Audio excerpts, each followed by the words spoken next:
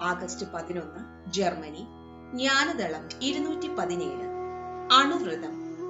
ഇനിയും എന്നതിലാണ് മനസ്സ് ജീവിക്കുന്നത്. ഇനിയും വേണം എന്നതിൽ നിന്നാണ് ദുരിതം ഉത്ഭവിക്കുന്നതും. ചേതന സൂക്ഷ്മമാണ്.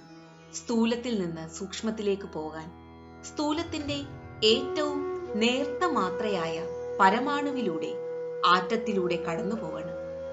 വെറുപ്പ്, അസൂയ, ആകർഷണം, കെട്ടുപാടുകൾ എന്നിവയെ മറികടക്കാൻ ആറ്റത്തിലേക്ക് പോകണം.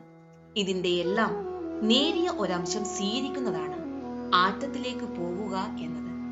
നിങ്ങൾക്ക് ഇഷ്ടമല്ലാത്തത് സ്വീകരിക്കാൻ ബുദ്ധിമുട്ടായിരിക്കും. എന്നാൽ ഒരാറ്റത്തെ, പരമാണുവിനെ തീർച്ചയായും നിങ്ങൾക്ക് സ്വീകരിക്കാമല്ലോ.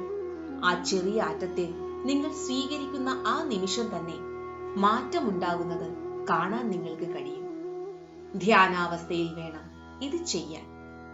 നിങ്ങൾ ആരെയെങ്കിലും സ്നേഹിക്കുന്നു എന്ന് വിചാരിക്കൂ. നിങ്ങൾക്ക് അവരെ ഇനിയും വേണമെന്ന് തോന്നും.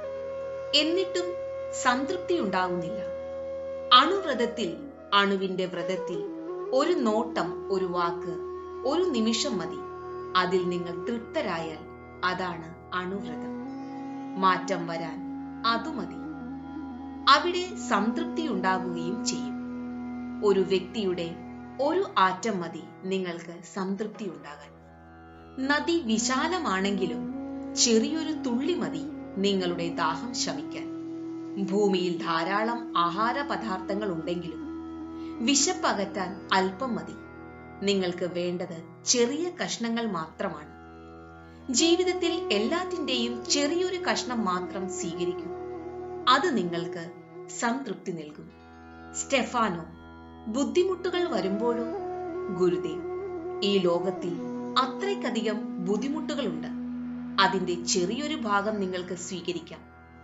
ഈശ്വരന്റെ ചെറിയൊരു ഭാഗത്തെ എടുത്ത് തൃപ്തരാണ് എന്ന തോന്നലോടെ ഇന്ന് രാത്രി ഉറങ്ങാൻ കിടക്കൂ.